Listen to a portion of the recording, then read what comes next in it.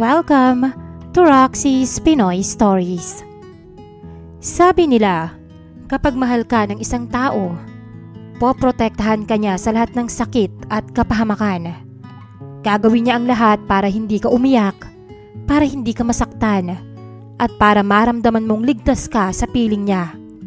Pero paano kung ang mismong taong pinagkakatiwalaan mo ng buong puso, siya pa pala ang unang magtutulak sa'yo sa impyerno? Magandang araw po sa'yo, Miss Roxy. Ako nga po pala si Mariel, 32 anyos, may isang anak at kasalukuyang pilit na bumabangon mula sa pinakamadilim na bahagi ng buhay ko. Hindi ko po alam kung paano sisimula ng confession ko dahil hanggang ngayon po, nanginginig pa rin ako tuwing naaalala ko ang lahat. Marami na akong narinig na kwento tungkol sa pagtataksil, pambababae at panluloko sa asawa. Pero hindi ko akalaing mararanasan ko mismo ang isang bagay na mas malala pa pala roon, Miss Roxy. Matagal ko pong itinago ito kahit sa sarili kong pamilya dahil nahihiya ako. Pakiramdam ko noon kapag nalaman nila ang nangyari sa akin ay madudumihan na ang tingin nila sa akin. Pero habang tumatagal, lalo ko lang nararamdaman na unti-unti akong nilulunod ng trauma at galit sa puso ko. 7 taon na po kaming kasal ng asawa kong si Noel. Hindi man marangya ang buhay namin, masasabi kong masaya kami noon. Driver siya ng isang kilalang negosyante rito sa amin, habang ako naman po ay may maliit na online business ng mga baked products at ulam. Kahit papano ay nakakaraos naman kami. Noel was not perfect, pero mabait siyang asawa noon. Maalaga siya sa anak namin at marunong makisama sa pamilya ko. Kahit ang mga magulang ko nga ay gustong-gusto siya dahil palabiro siya at masipag magtrabaho. Minsan nga po, naiisip ko noon na swerte ako sa asawa. Pero siguro, totoo nga ang kasabihang walang permanenteng saya sa mundo, Miss Roxy. Unti-unti pong nagbago si Noel nang mapunta siya sa maling barkada. Mga kapwa driver at mekaniko rin na halos araw-araw ay nasa sabungan, usugalan, o kung hindi naman kaya ay inuman pagkatapos ng kani-kanilang mga trabaho. Noong una, hindi ko naman masyadong pinapansin yon. Pampalipas stress lang naman ito. Lagi niyang dahilan. Minsan pa nga kapag nananalo siya ay may pasalubong pa siya sa amin ng anak namin. Kaya iniisip ko, baka harmless lang naman talaga. Hanggang sa napansin kong mas madalas na siyang umuuwi ng madaling araw. Madalas na rin siyang iritable at mabilis magalit. Love, baka naman pwedeng makahiram muna ng pera mo. Ibabalik ko rin kapag nanalo ako. Madalas niya pa rin sinasabi. Noong una nagbibigay pa ako. Pero habang tumatagal, parang lumalaki na ng lumalaki ang nawawala sa kanya. May mga bills na hindi nababayaran agad. May mga utang na bigla ko na lang nalalaman. Minsan pa nga, halos maubos ang pambayad namin sa tuition ng anak namin dahil ipinangsugal na niya. Doon na po nagsimula ang madalas naming pag-aaway. Hindi ka na natuto, Noel. Paano kapag natalo ka na naman? Paano na tayo? Sigaw ko habang umiiyak. Di babawi ako. Hindi mo kasi ako sinusuportahan eh. Galit niyang sagot. Pamilya mo ang isipin mo. Pamilya nga natin ang ipinaglalaban ko. Hindi ko maintindihan kung paano niya nagagawang sabihin yon habang unti-unti naman niyang winawasak ang pamilya namin. Pero sa kabila ng lahat, mahal ko pa rin siya noon, Miss Roxy. Siguro dahil umaasa akong babalik pa rin siya sa dating Noel na nakilala ko. Kapag nahimasmasa naman siya pagkatapos naming mag-away, saka naman siya nagiging sweet ulit. Pasensya ka na, mahal. Huling sugal ko na talaga. Paulit-ulit niyang pangako. At paulit-ulit ko naman rin yung pinaniniwalaan. Hanggang sa dumating ang gabing sumira sa buong pagkatao ko. Birthday yon ng kumpare niyang si Dante. Nagrenta sila ng private rest house para raw mag-inuman at mag-banding. Ayaw ko sanang sumama dahil hindi ko naman ka-close ang mga kaibigan niya. Pero pinilit niya pa rin ako. Sige na, para wala kang duda. Sumama ka na. Sabi niya. Kaya napapayag niya ako, Miss Roxy.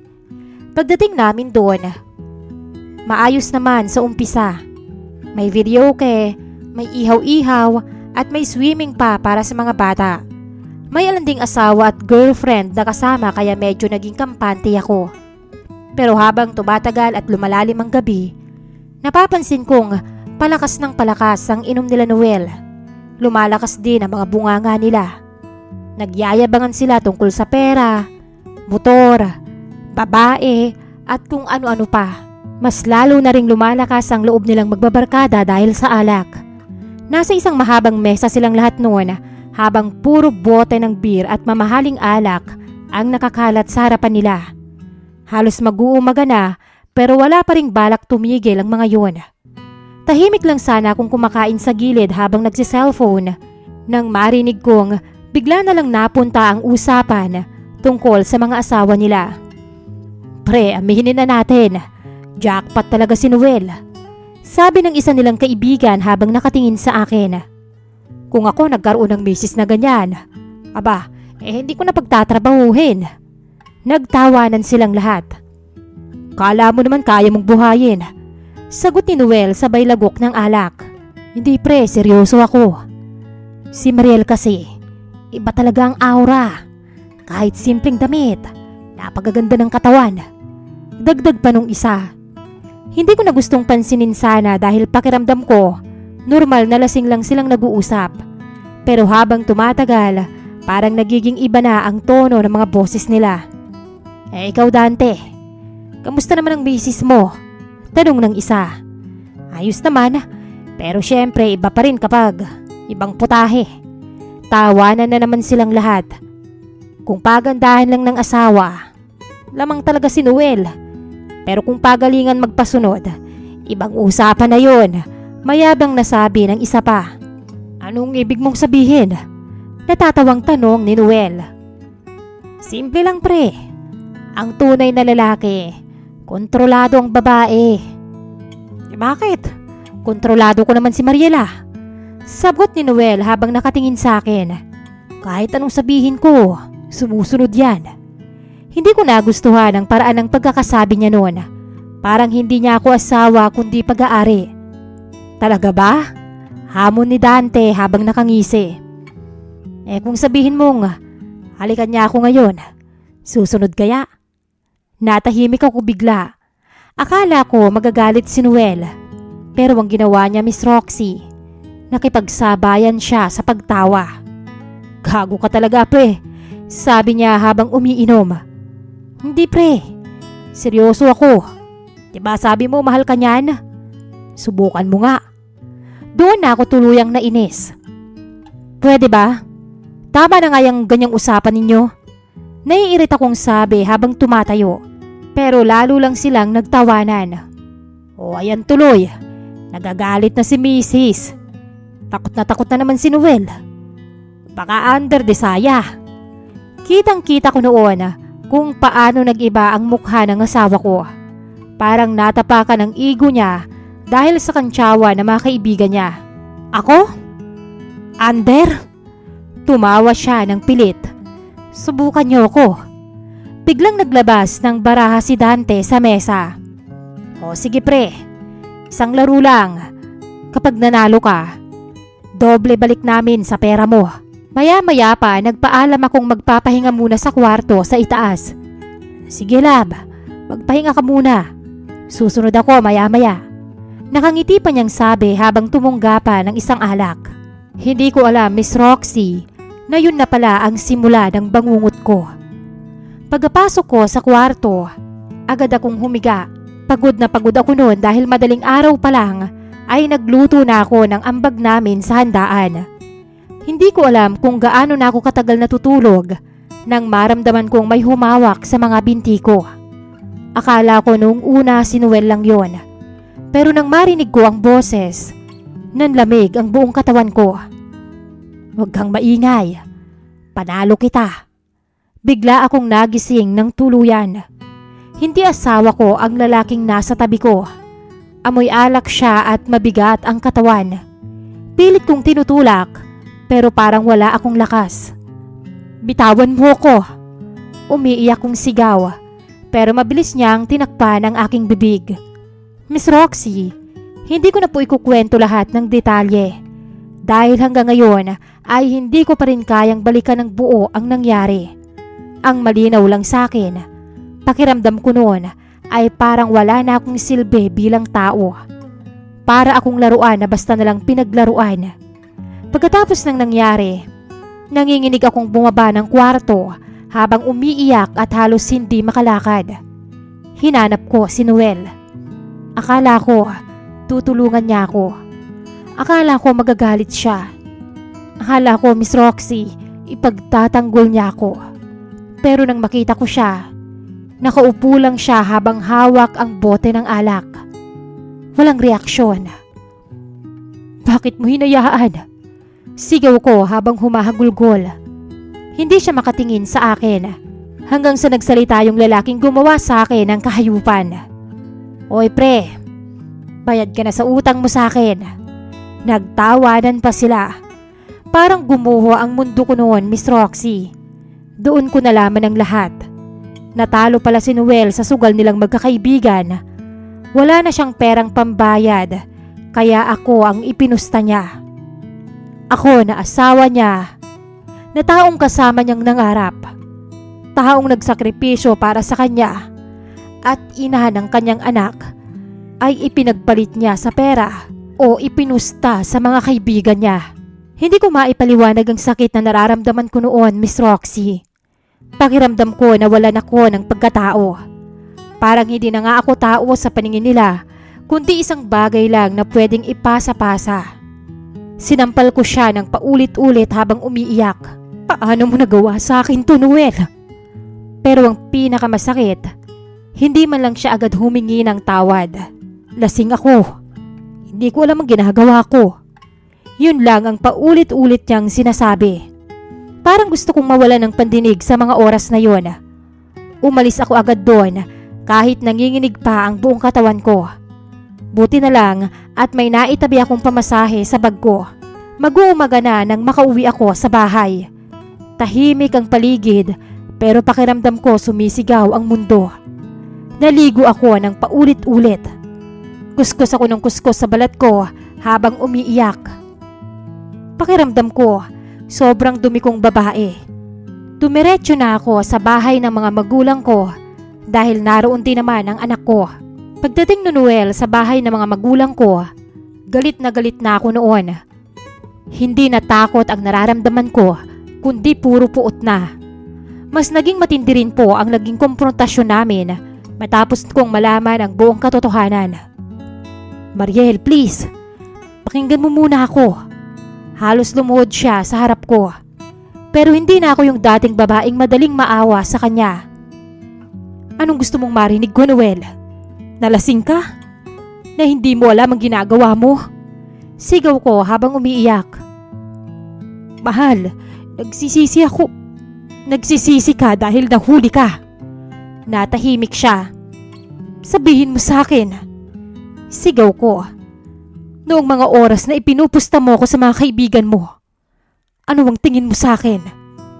Babae mo? Asawa mo? O laruan lang na pwede mong ipamigay kapag natalo ka? Hindi ganun yun, Mariel. Paano, Noel? Napaatras siya sa sigaw ko. Kahit ang nanay ko noon ay umiiyak na rin habang nakikinig sa amin. Mariel, mahal kita. Mahal?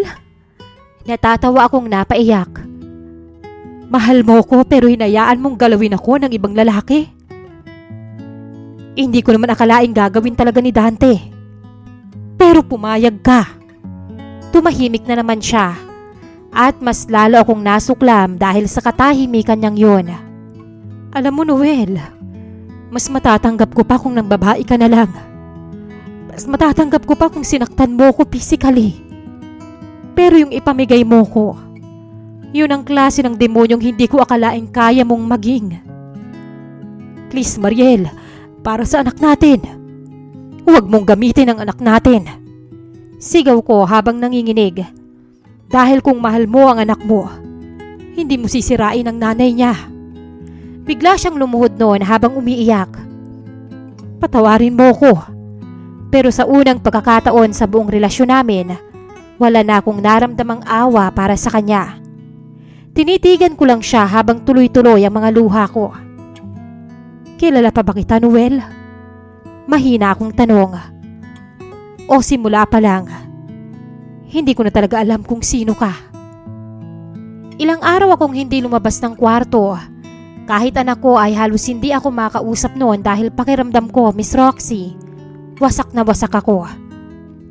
Kahit ang tatay kong tahimik na tao, nakita kong nanginginig sa galit. Doon muna ako tumira sa bahay ng mga magulang ko kasama ang anak namin.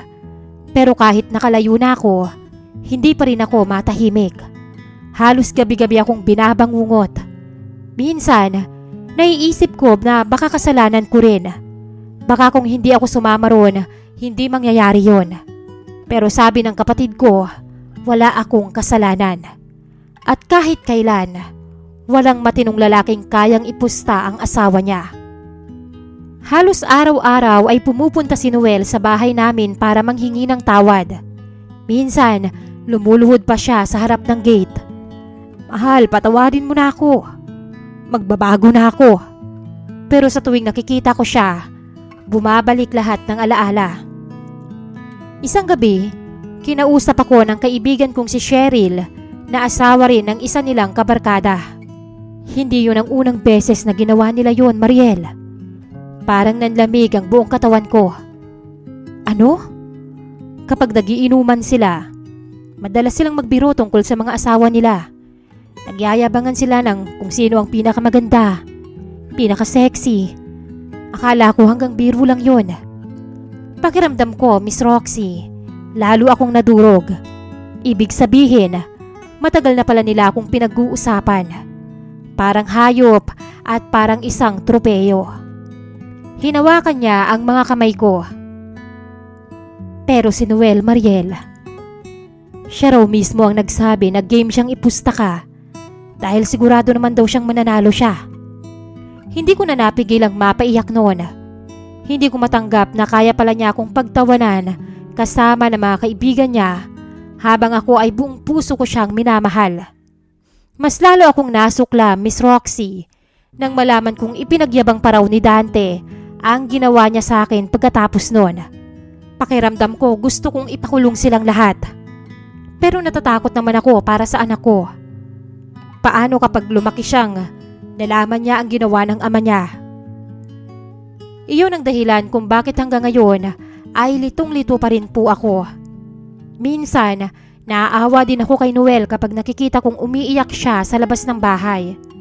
Pero pagkatapos noon, naaalala ko na yung gabing ipinagpalit niya ako sa pera at alak. Nawawala lahat ng awa ko sa kanya.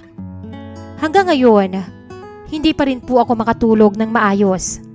Minsan kahit simpleng hawak lang ng lalaki sa balikat ko ay kinakabahan na ako.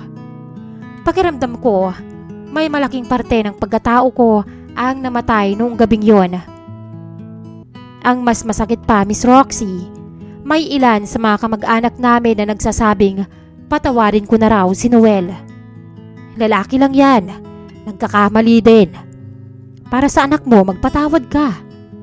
Baka nagbago naman na. Mga salitang madalas nilang sabihin sa akin. Bakit ganoon, Miss Roxy? Parang ako pa ang masama kapag hindi ko kayang kalimutan ang ginawa niya.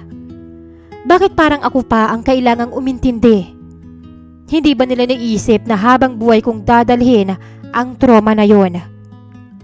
Ngayon po, 4 na buwan na kaming hiwalay. Hindi ko pa rin alam kung kakayanin ko bang kasuhan sila dahil sa totoo lang, pagod na akong balikan ng lahat. Pero natatakot din ako na baka kapag nanahimik ako, may iba pa silang babaeng mabiktima. Miss Roxy, masama po ba akong asawa kung hindi ko na kayang patawarin si Noel? Masama po ba akong ina kung mas pinipili kong ilayo ang anak ko sa isang lalaking kayang isugal ang sariling pamilya? O tama lang po, napiliin ko naman muna ang sarili ko matapos akong durugin ng taong pinakamamahal ko. Sana po ay matulungan ninyo ko dahil hanggang ngayon, pakiramdam ko nawawala pa rin ako. Maraming salamat po sa pakikinig sa kwento ko at umaasa po ako na mabibigyan ninyo ako ng payo. Lubos na gumagalang, Mariel.